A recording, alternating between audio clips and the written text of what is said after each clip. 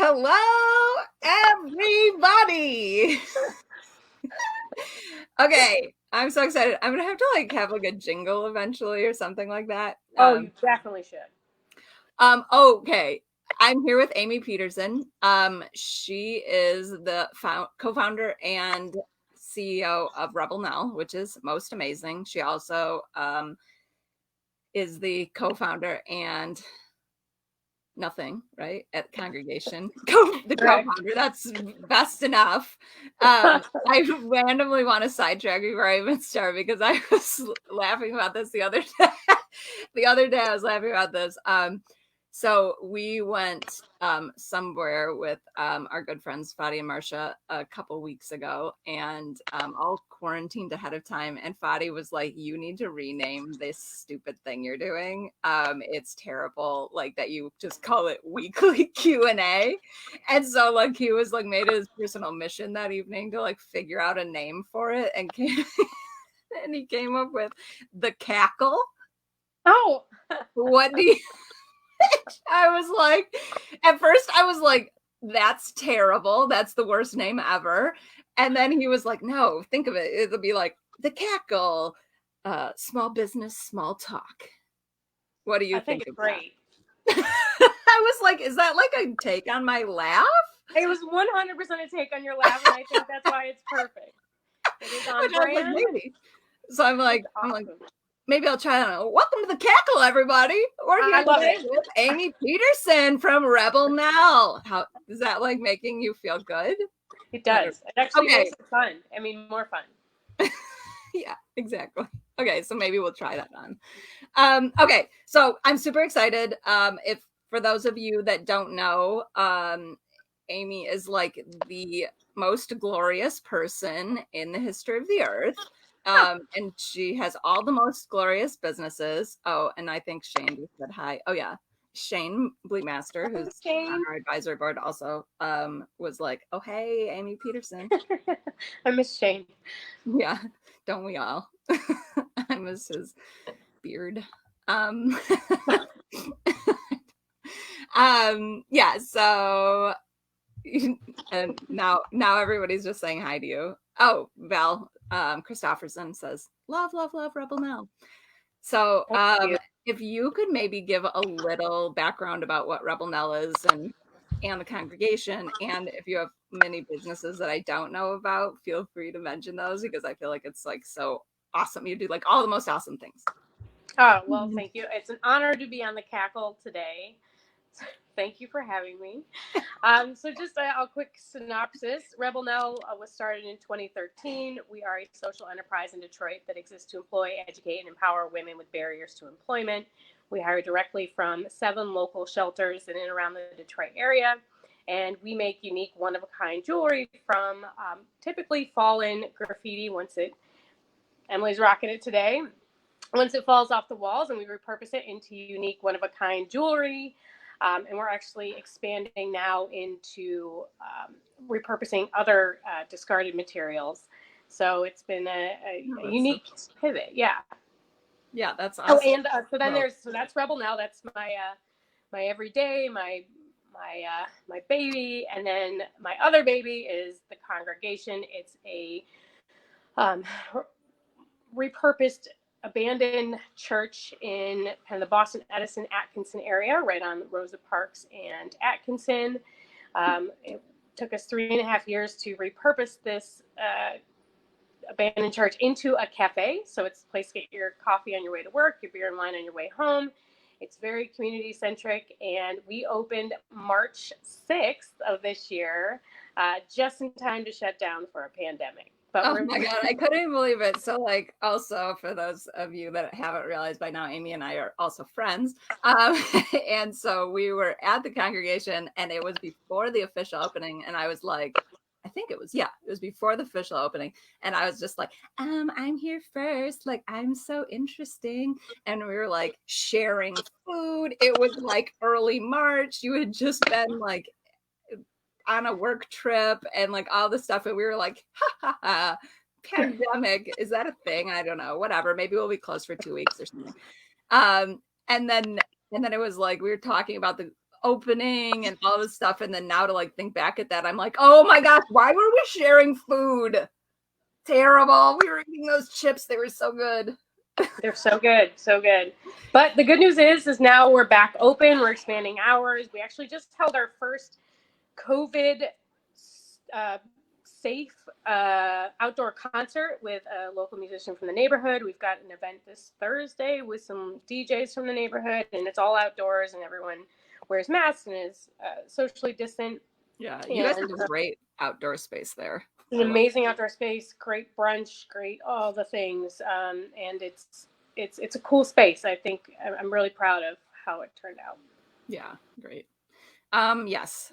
So I feel like too, you kind of are like my go-to for like starting a small business and like what the heck happens after that. And I remember talking to you like way in the beginning when I was first, and you and Shane and like everybody, like I find Detroit, if you go to Detroit and you say, I'm starting a business, everyone's like, yes, let's do it. And like you go to other places and people are just like, well, I don't know. Have you saved for 3 to 6 months? Have you done this? Da, da, da, da, da.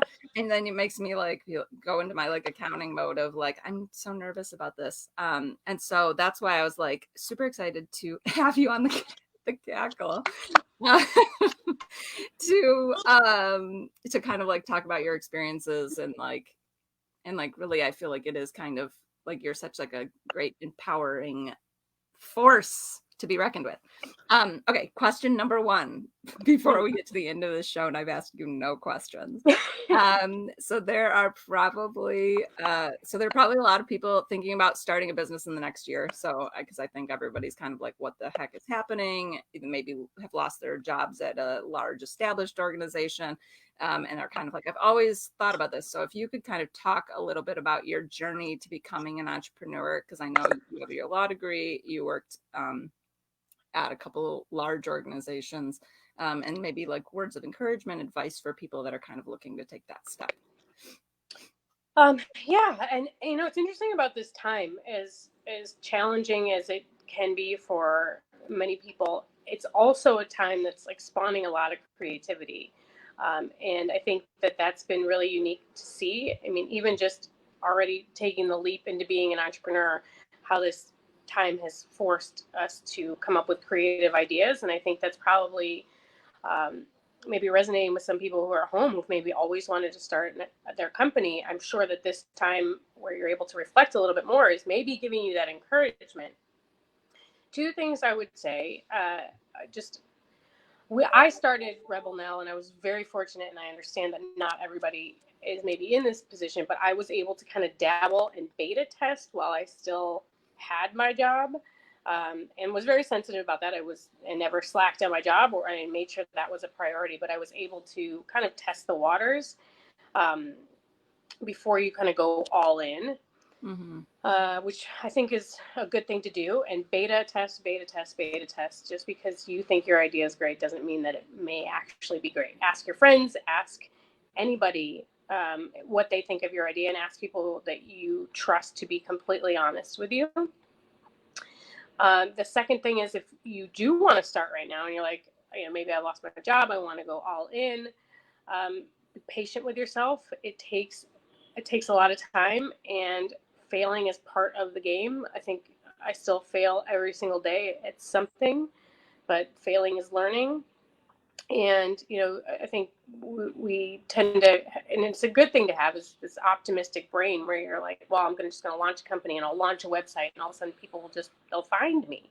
And that's just not the case. And so you have to put in the grunt work. You have to like get out there, and really just go for it. I know that there's things, and every business professor and will kill me for saying this, but you know, business plans. They work in academia. I know. Business plans, I think, are important to an extent, but the reality is they don't, other than like doing it just to get some seed funding and get some initial like thoughts on paper, you rarely go back to that business plan. Yeah, I feel like I do agree with that. Like it's kind of like there's some things I feel like in order to articulate them to other people, I'll write down and kind of like to say like, what do you think about this? Otherwise, I'll tell like the world's longest story Yeah. that people don't really get. But it's not like I then once everyone's kind of like given me feedback on that and we've kind of figured that out. Carrie Jones says hello. Hey, Carrie Jones. Hi. Once I've kind of gotten feedback on that, I feel like I just am like, okay, and then we do it. That happens. Right. Yeah, that is. Tell if you can tell like a little bit about what you were doing prior to taking a full leap. Yeah, prior to going all in on Rebel Nell, I was pursuing actually my dream job. I was working as an attorney for the Detroit Tigers, something I'd pursued working in baseball since I was 14 years old. And after college, went to law school, went to business school, and applied to work for free for any team that would take me. I really wanted to be the first female general manager of a Major League Baseball team. Not saying that dream is completely dead. It's just, taking a sabbatical right now. But I just, while I was working in sports and I literally, I have a stack of rejection letters from almost every team in baseball, but finally got an opportunity to come here and work for the Tigers. And I worked for 11 years with them. And during that time, I just felt this tug. I feel very passionately about empowering women, and working in sports had its own challenges being a woman, that I eventually couldn't fight the tug anymore. And that's one of those things too, as an entrepreneur, or if you're thinking about starting a business, if it's at the point where you cannot fight the urge anymore, it's time, right? If you're like, oh, I can't, I'd rather try and fail than wonder what if. I think that's when you're ready, because to me that means you've got the internal fire that you need to go. So I fought that fire for a really long time, about 5 years, until I finally went all in on Rebel Now. Yeah, and you did Detroit Soup too, right?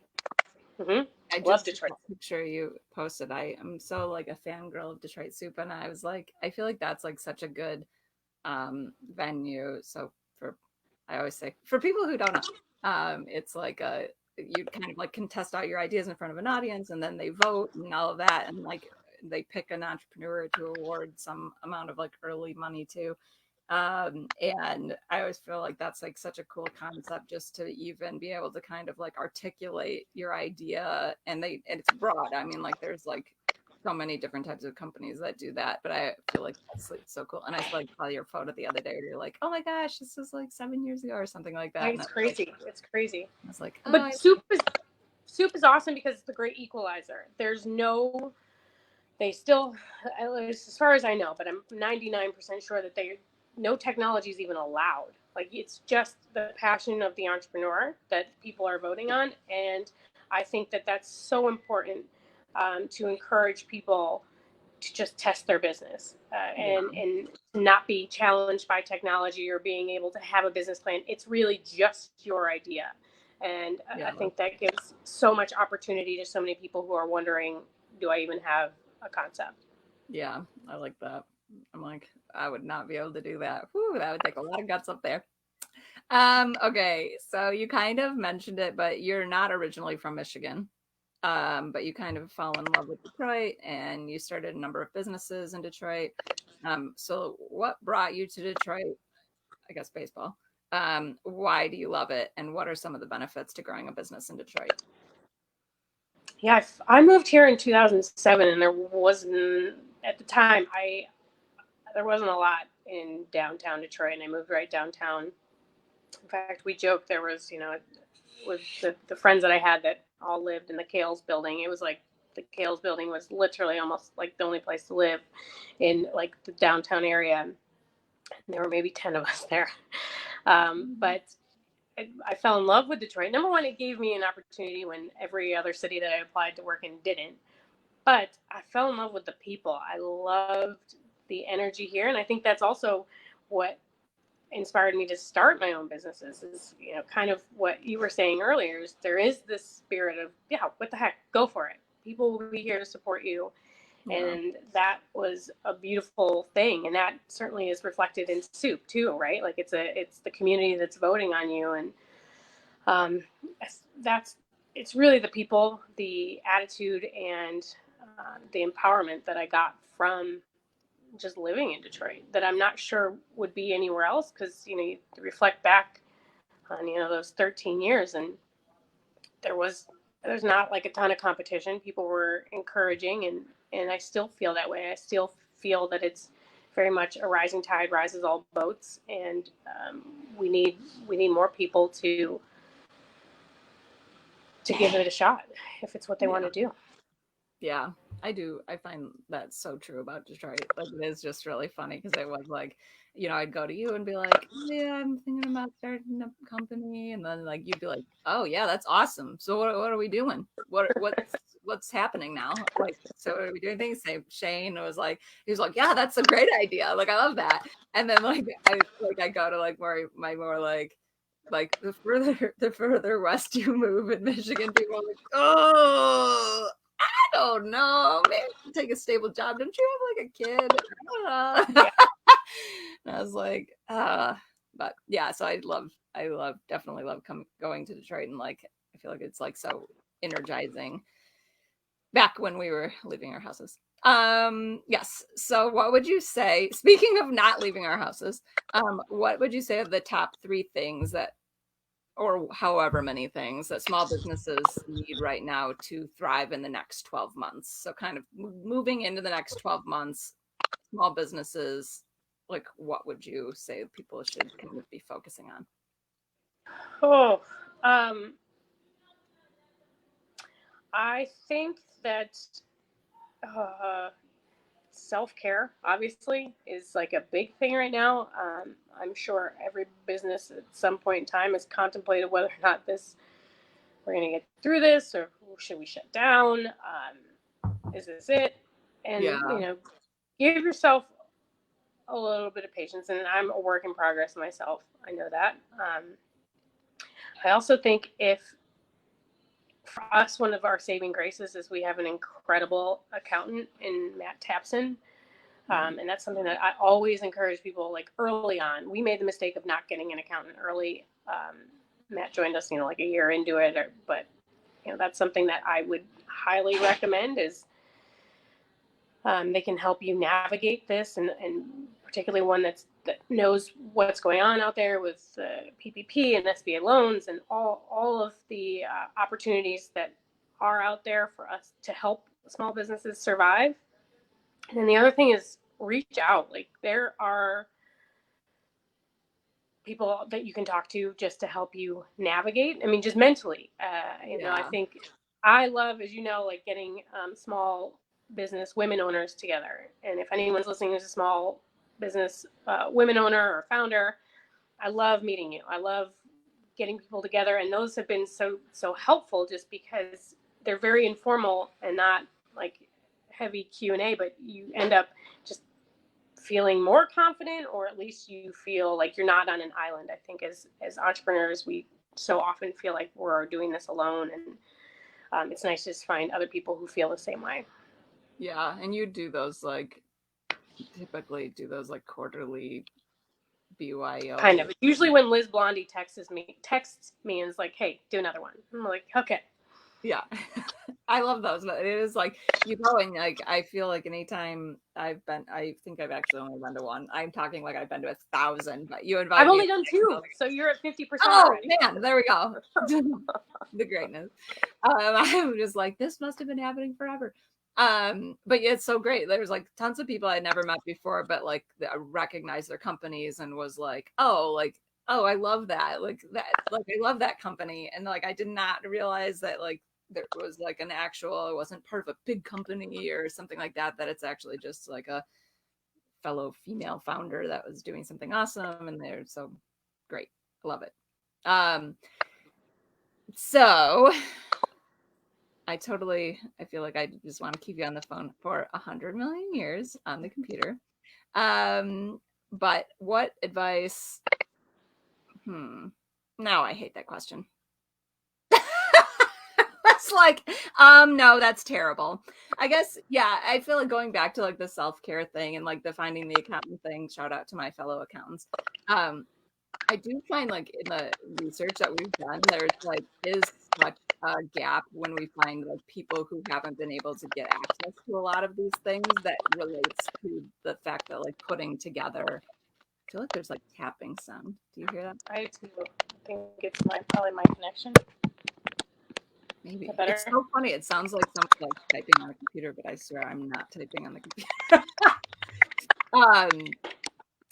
But yeah, so I feel like a lot of like that gap we did see was like companies that don't necessarily know how to put together their financials for applying for loans and things like that, were the companies that didn't get funded, and a lot of the companies that are can you hear it or can I? Yeah, I'm gonna try and walk and see if I get it better. Oh, no, Oh, it's there. This is a walking tour. Yes. Hello. You're in the studio. If you want to do a walking tour, that would be so fun. You're like, no, we're not doing that. Oh, you can see, no, Rebel Nell's kind of getting back into action. We're starting to bring our team back. That's so cool. Our store's open. Where is your studio located? 1314 Holden Street. Okay. How close to your house is that? That's like pretty close, right? To where? Is it close like to where you live and stuff? Yeah. That is so cool. About a mile and a half. How are you guys adjusting to being back? Like, how is that working? With like, did you have to like get set up with like personal protection equipment and all that? Because I feel like I do hear that from so many people about like just the lift in order to get like that equipment is like insane. No, actually, it wasn't hard. Through the city, we got free equipment, so that's good. And luckily, like just by the nature of our business, we wear gloves and masks. Oh, so we have it. So that hasn't been challenging. We just redid the studio. We did a very deep clean. We have sanitizing procedures in place, and we X'd off spaces that weren't socially distant. So we're in good shape, and we're slowly bringing people back and making sure that timing works for everybody. It's going to keep walking because it gets noisier wherever I go. I can hear you just fine. So I feel like so hopefully people at home at their homes can hear you because I'm like, well, I can hear you. Yeah, that's really nice. So the city of Detroit is doing that for local businesses, or how are they? Yeah, they were at least like right around June 1 when we could reopen. They offered PPP stuff for businesses. We just had to. I don't even know how we got it. Diana got it, but it was something that was readily available. Yeah, I love that. I was talking to Amanda Luan a few weeks ago, and she was showing because they're co-working space, so she runs Detroit.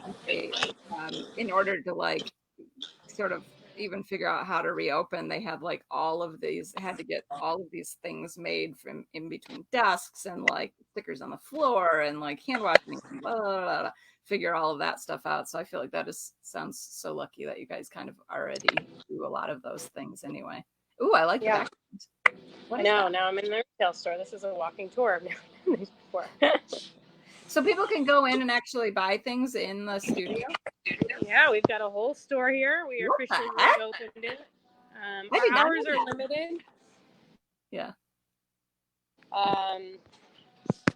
What are the hours? And best way is to go to rebelnell.com to figure out when we're actually. I don't know. Okay. No, that's cool. I like that. I should, but I know it's like Tuesday through Friday. Wait, say that again. I think it's Tuesday through Friday. That's when we're open, but the exact hours I would check our website just to make sure. Yeah, that's so cool. So I guess it would be good so people can go to your website. You guys also have like a Facebook page and like Instagram and all of those things that I find to be so great. And then everyone should definitely check out the jewelry because I feel like it's so cool. I don't feel like you discussed quite enough about like, so you hire women and that then like go through like kind of that process just so people fully understand like what Rebel Nell is. Yeah, so we the main reason we really exist is to provide empowerment, and actually, as part of what the conversation that's happening in the world today is and we're dedicated to is enhancing or lessening the economic gap, right, between, particularly for women, and creating more opportunities out there. So we hire directly from local shelters. One of our partners are Freedom House, COTS, the Alternatives for Girls. Anyway, we there's a few others that I'm forgetting to mention, but we work closely with the caseworkers at the shelters. They help us find those who are ready for a transitional type of opportunity. Our primary focus is women who've been faced with homelessness, are refugees, or have been formerly incarcerated. For us, where you've been doesn't matter. It's where you want to go. So we don't do a background check. We don't check the box. In fact, I feel very strongly about eliminating the check the box to identify whether or not you've had a previous criminal record. And once you're at Rebel Nell, we train you how to make jewelry out of fallen graffiti that we collect once it crumbles off the walls. But in addition to the employment, they're provided all wraparound support. So we do financial literacy, business education, life wellness, housing resources, legal aid, microloans, and they're with us for approximately like 18 to 24 months, depending on their progress. And then they will graduate into the traditional workforce, and we help them find jobs with better pay, better benefits, because we've essentially helped them tackle barriers that have been prohibitive in the past. Man, that's so interesting. I feel like that is like so cool. Do you guys still do housing related? Because you have a foundation as well as part of Rebel Nell, correct? I'm sorry, do we have what is? Yeah, you have you have a foundation too, and I remember that you had like a while back, and this could be just like super dated. You were doing some housing related stuff as well, or starting. Yeah, we started T, which is our nonprofit arm, and that really houses all of the like essential services and wraparound support. We're also able to provide for a caseworker on staff as well as a program director. And the reason that started, it's very common for social enterprises actually to have a nonprofit that they work closely with or one that they're associated with, is to make sure that the resources are always available no matter the ebb and flow of the business. And eventually, so T is the nonprofit arm that we work with, stands for Teach, Empower, Achieve. And eventually, once we like kind of tweak everything and make sure it's ready to roll out, the goal of T is that we'll help other businesses that want to employ a challenged workforce. We would come in and offer them all the supportive services. So Rebel Nell is really just kind of the beta right now for getting T ready to roll, and then it will continue to help other companies out there. Yeah, that's awesome. I love that. Cool. Well, we are out of time. Wah, wah. But I will hopefully see you soon, either on the telephone or or in person, maybe eventually. Hopefully. But I'm so excited. I'm so excited that we got to talk to you, and I guess have a good, safe rest of your day. You too. I miss you and I love you. Okay, love you too. I will see you soon. Okay, bye everybody.